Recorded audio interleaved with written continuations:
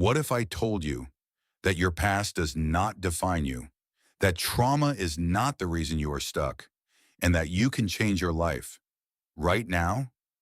Not slowly, not someday, but instantly. Sounds unrealistic, right? But this is exactly what the courage to be disliked is trying to tell you. And here's the uncomfortable truth. Most people are not trapped by their circumstances. They are trapped by the stories they keep telling themselves. This book has sold over 10 million copies worldwide, not because it makes you feel comfortable, but because it challenges everything you believe about happiness. Before we go deeper, if you enjoy content that challenges your thinking, take a second to like this video and subscribe. It helps more people discover ideas like this.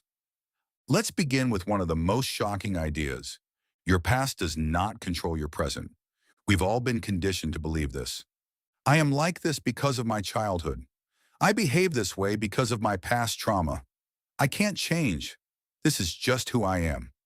But this book completely rejects that idea. It says, your past does not determine your life. Your goals do. Let that sink in. According to this philosophy, you are not living based on causes. You are living based on purpose. For example, a person who is afraid of people may say it's because of past rejection, but the book suggests something uncomfortable. Maybe they are choosing fear to avoid getting hurt again. In other words, we don't act because of our past. We act to serve a purpose.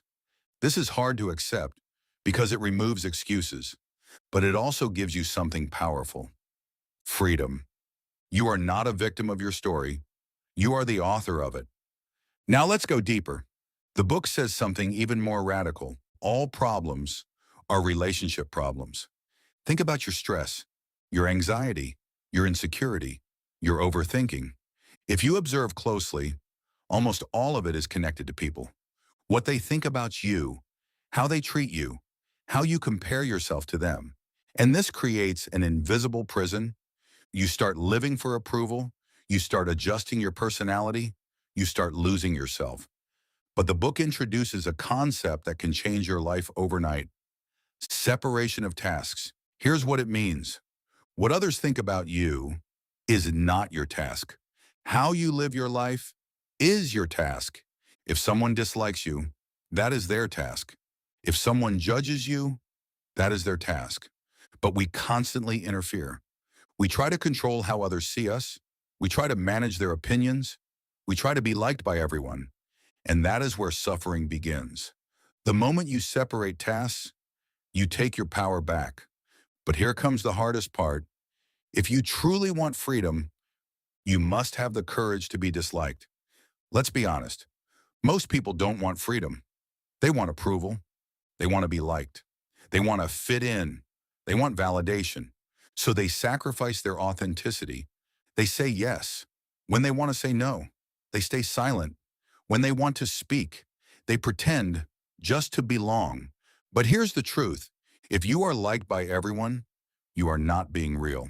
Because authenticity creates friction. Some people will disagree with you. Some will misunderstand you. Some will walk away. And that is not a problem. That is the price of living truthfully. Freedom is not comfortable.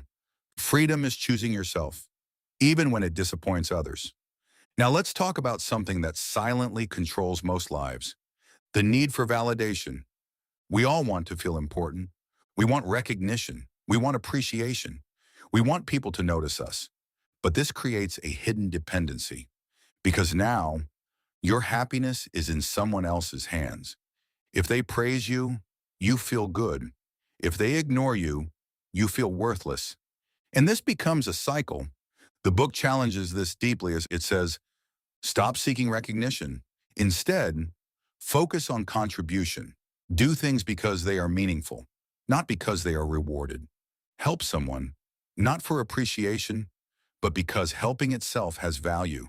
This shift is powerful because now your worth is no longer dependent on others. Now here's a perspective that can completely change how you live. Life is not a straight line. It is not a race. It is not a competition. It is not a destination. Life is a series of moments, But most people are stuck in the future. I'll be happy when I succeed. I'll be happy when I achieve more. I'll be happy later. And in doing that, they miss their entire life. The book gives a beautiful analogy. Life is like dancing. The goal is not to reach somewhere, but to enjoy the dance itself. Each step, each moment is complete in itself. Happiness is not something you chase. It is something you choose in the present. So what truly gives life meaning? Not success, not status, not comparison, contribution. When you feel useful to others, you feel valuable.